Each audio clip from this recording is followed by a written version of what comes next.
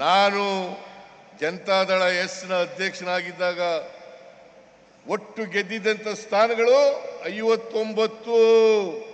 ಈಗ ಎಷ್ಟಪ್ಪ ದೇವೇಗೌಡ್ರೆ, ಕುಮಾರಸ್ವಾಮಿ ಎಷ್ಟು ಗೆದ್ದಿದ್ದೀರಿ? ಈಗ ನೀವು ಗೆದ್ದಿರೋದು 18 ಸ್ಥಾನಗಳನ್ನು ಮಾತ್ರ.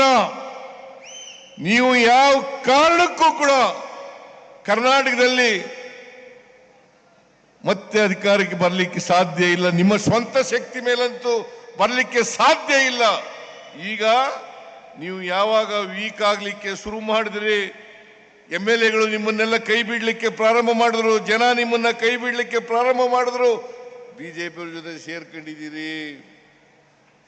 ಬಿಜೆಪಿಯವ್ರ ಜೊತೆ ಸೇರ್ಕೊಂಡಿದ್ದಾರೆ. ಕಳೆದ ಲೋಕಸಭಾ ಚುನಾವಣೆಯಲ್ಲಿ ಎಷ್ಟು ಗೆದ್ರು ಅವರು? 2 ಸ್ಥಾನಗಳನ್ನು ಮಾತ್ರ.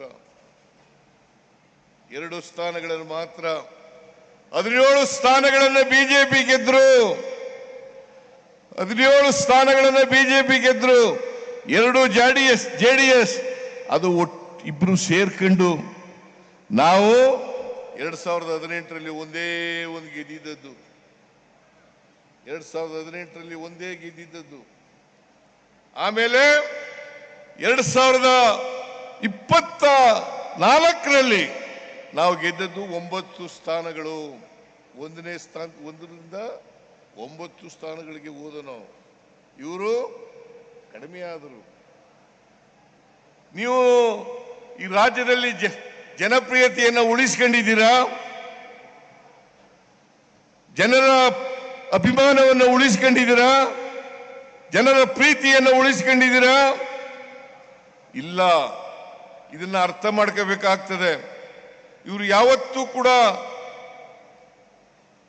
ಕರ್ನಾಟಕದ ಪರವಾಗಿ ಇರ್ತಕ್ಕಂಥ ಜನ ಅಲ್ಲ, ಬಡವರ ಪರವಾಗಿರ್ತಕ್ಕಂಥ ಜನ ಅಲ್ಲ, ದಲಿತರ ಪರವಾಗಿರ್ತಕ್ಕಂಥ ಜನ ಅಲ್ಲ, ಹಿಂದುಳಿದವರ ಪರವಾಗಿರ್ತಕ್ಕಂಥ ಜನ ಅಲ್ಲ, ಅಲ್ಪಸಂಖ್ಯಾತರ ಪರವಾಗಿರ್ತಕ್ಕಂಥ ಜನ ಅಲ್ಲ ಅಂತಕ್ಕಂಥದ್ದನ್ನ ಸಾಬೀತು ಮಾಡಿದ್ದೀರಿ.